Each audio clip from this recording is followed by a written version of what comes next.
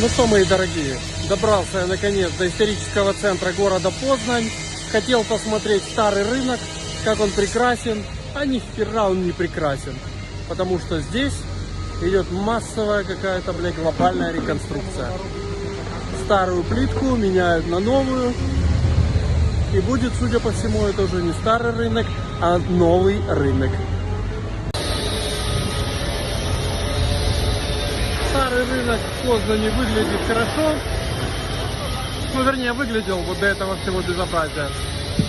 Но, говорят, после реконструкции будет тоже неплохо. Да что там неплохо, охеренно будет, скорее всего. Но пока так, удовольствие ниже среднего.